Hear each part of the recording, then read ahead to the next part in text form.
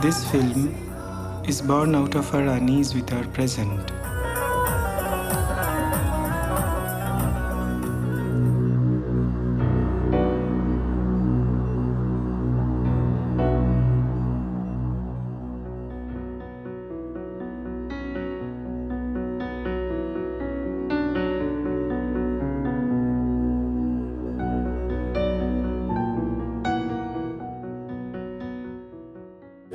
And also you talk in the documentary about the fight against Sangh Parivar is also upholding the Bengal subculture.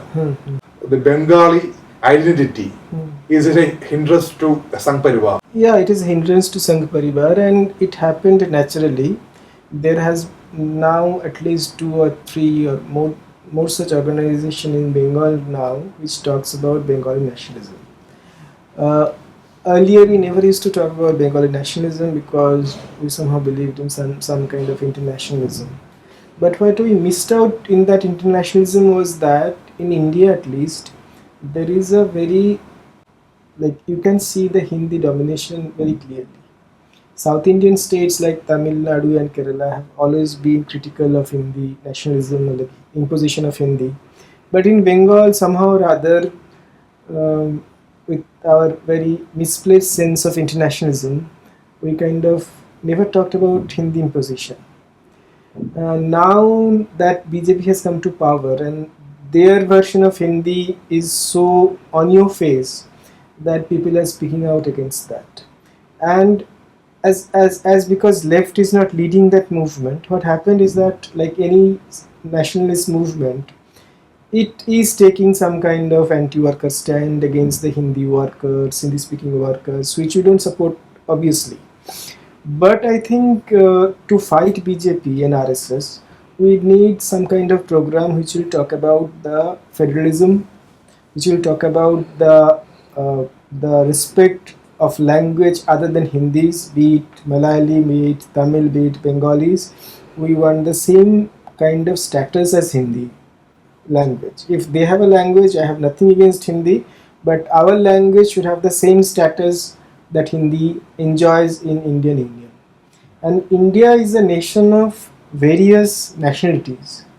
When P.C. Joshi was the secretary of the Communist Party, before the 1947, the freedom that we had, Communist Party came up with the idea that this should be a union of nations where everybody will have the same kind of, like every language should have the same kind of status.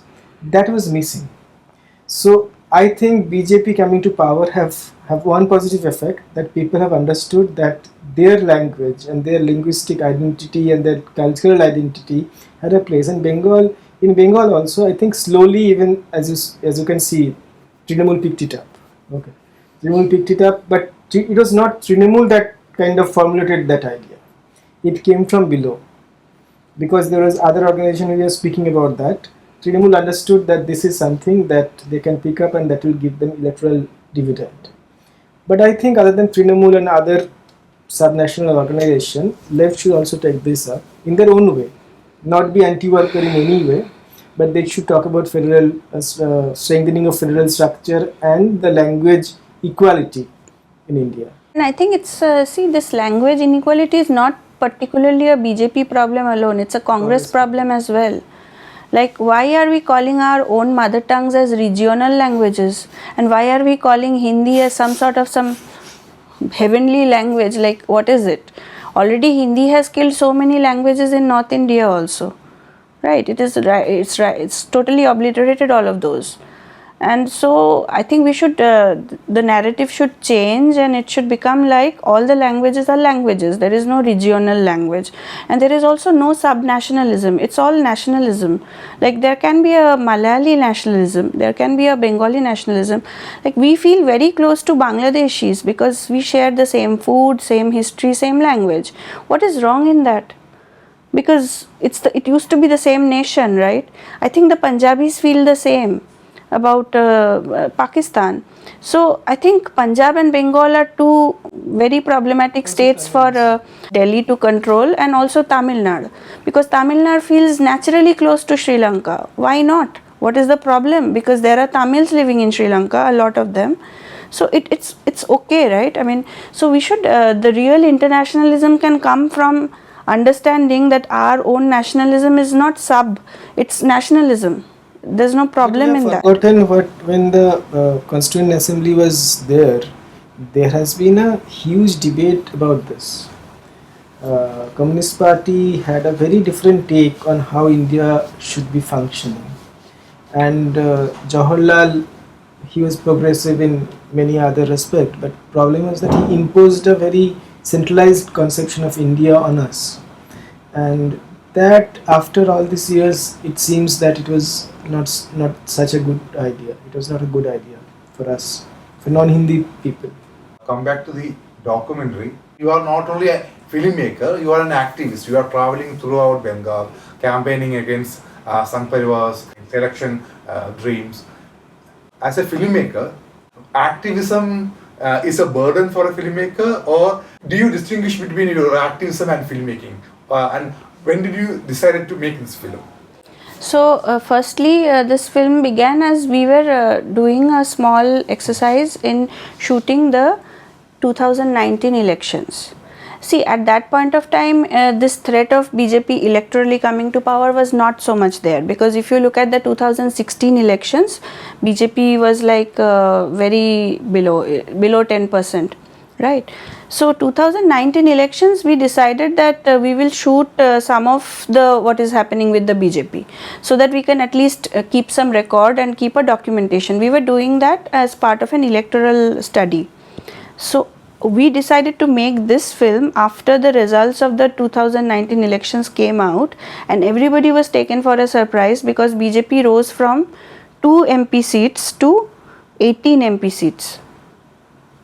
Rise of 16 MP seats, which nobody predicted, nobody. Even they did not expect it. So the day we were shooting the results of the 2019 elections, we thought that okay, so now the threshold has been crossed, and now we have to we cannot stop shooting, and we have to make this into a full film. So that decision we made on 2019 election day. And we were also bothered by the changes that were happening since 2016. Slowly this Ram thing building up, the hype building up, BJP investing more money here, all their leaders coming here, and the lots of whatever is making news headlines every day with some sort of an RSS mindset.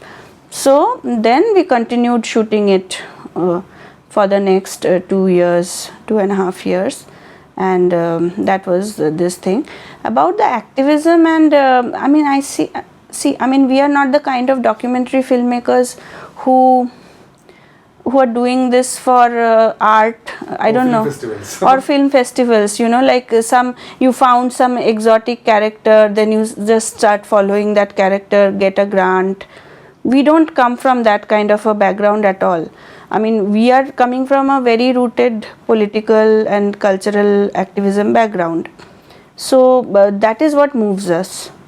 The reason we want to make films is mostly driven by politics, not the other way around.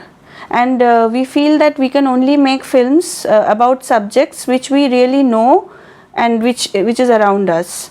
Like, I cannot suddenly come by a helicopter to Kerala and shoot some exotic subject here and make a documentary by some German film grant or some other. I can't do that. Like, we can't do that. We have to know that thing very closely. So in that way, activism is actually beneficial for your filmmaking, because the more you are into that thing, you know all the debates, you know all the discourses, you know all the people whom you should talk to. So it actually helps you rather than becoming a burden on you. The other thing that you are saying is probably related to the form of the film, because we have seen there is like a tradition of agitprop films which have sometimes been very good films, because agitprop as a form has produced in history of cinema some very, very good films, but it has also sometimes produced very lazy films. Like some people think that, you know, if they shoot like 10 interviews and stitch it one after the other with some footage in the middle, that will make a, that's a lazy kind of thing, unless and until it is very well thought out form of agitprop, which may or may not suit a particular documentary. A good documentary can also be fully talking heads, but then it has to be very intelligent in how it is doing it. So I think the one problem that sometimes activists plus filmmakers face is that if they are not thinking enough about the form of each of their films, you know, how to create that visual language, how are you going to write the script. So we are trying to, like SD was a little bit different from this film, so we try to think about that, and we're trying to improve on that count and learn from other people who are doing it. But I think activism is a great thing to have behind you if you are trying to make political documentaries. Other than that, how do you go, where do you start from? Like, you are completely, you know, an outsider. We are not outsiders to what we are doing. Kasturi was saying that there is this trope that so-called activist documentaries are often not only very lazy, but trying to be very activist, like more activist than the documentary makers. They try to make films that are political, but it doesn't convey to anybody other than a very small circle of people their politics. I think the form is as much a part of your politics as the subject matter of your film. So any great filmmakers or great Marxist dramatists like Brecht or Eisenstein always thought about the form itself. So in our films also we try to think we are activists, and we give sustenance for our films from that source. But when I am making a film, we are making a film, I have to think of the form itself, not only about the subject matter, and both should kind of enrich each other. I have to think about what I should shoot, but I have to also think about how I am shooting that subject matter. In the editing table, how I am scripting the whole thing. I just can't think that my politics is right. That doesn't mean my film would be better film. So I have to think about how to go about scripting, how to go about filming, how to stitch them together. I have to think about the sound, everything. Just like any other films, it is a film after all. Like if I have to write a novel, I have to think of the form of the novel. Just I have a politics doesn't mean that I'll write a good novel. If you look at the interviews of two of our fathers in the documentary, you will see that his father stood at one particular juncture of Bengal politics, which was close to the partition, where he got influenced temporarily by the RSS ideology, and he was there till the death of Gandhi, till the killing of Gandhi. After that, he saw that the RSS was celebrating, and he was a small boy, teenager, and little bit more than a teenager, and he switched sides and he turned against the RSS. So the point of showing that is that, you know, at that point of history, there was, people had to take a decision whether they will stay or they will move. And his father is just one example. There may have been many like him who had to take a decision, an ideological decision at that junction. Then comes my father's junction period in life in 1964, between 1947 and 71. You know, at that point of time, this great riots broke out in Dhaka when he was a engineering student in Dhaka Engineering College. He came from Chittagong in Bangladesh, and this Hazrat Bal Masjid incident happened at that time in Kashmir, and as a fallout of that, the riots broke out in Dhaka as a retribution measure. So he was, as an engineering student, he witnessed killings in front of him, like other engineering students getting killed there. He saw very gory violence, and at that point of time, it was another junction period where he could have become a Hindutva person also, because once you experience that, it can happen. A lot of people have experienced that and they have turned to Hindutva, or at least get a very hatred towards the other community. Like Kashmiri Pandits. Yeah. So he had to leave his homeland and come over to West Bengal. So half of his engineering degree was done in Dhaka, the rest half was done in Howrah, in West Bengal, in BE College. But somehow or the other, the forces of history, how they are working in an individual is that although he came and he had a lot of sadness for what he had left, but he never became communal. Right, so he's saying all that. He's remembering the good. He chose to remember the good times he had. He did not choose to remember the bad phase. That's a choice that an individual is making at a junction of history.